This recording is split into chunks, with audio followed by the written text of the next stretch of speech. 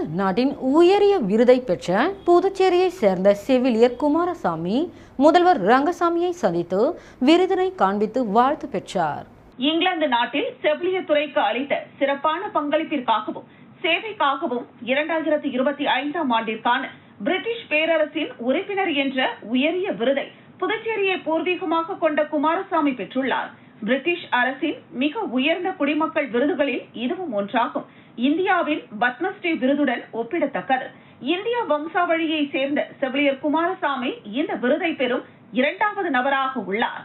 இந்த விருதினை பெற்றுள்ள குமாரசாமி புதுச்சேரி பெட்டி செமினார் பள்ளியில் மெட்ரிகுலேஷன் படிப்பையும், கலவை கல்லூரியில் மேல்நிலை படிப்பு மற்றும் மதர் தெரேசா செவிலியர் கல்லூரியில் 1994 ஆண்டு செவிலியர் பட்டம் பெற்று புதுச்சேரி அரசில் பணிபுரிந்தார். பின்னர் 2020 ஆண்டு இங்கிலாந்திற்கு சென்று செவிலியராக சிறப்பாக பணிபுரிந்து தற்போது பர்மிங்ஹாமில் துணை இயக்குநராக பணிபுரிகிறார். தாயகம் திரும்பிய குமாரசாமி சபாநாயகர் செல்வம், முதலமைச்சர் ரங்கசாமியை சந்தித்து விருதினை காண்பித்து வாழ்த்து பெற்றார்.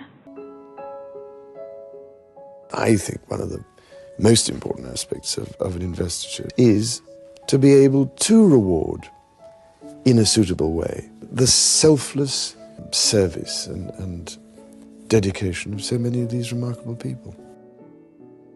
When talking with the recipients at these investitures, I'm reminded of all of the great things that they have done to earn their awards, the long service that they have given throughout their working lives.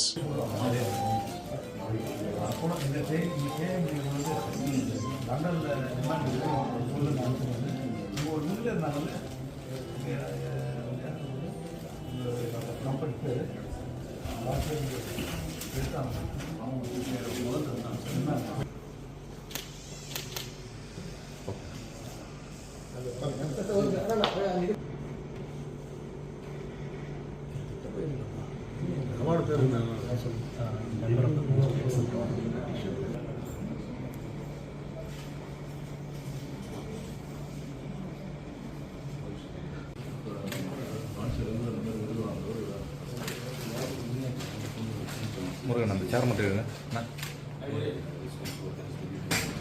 Sir.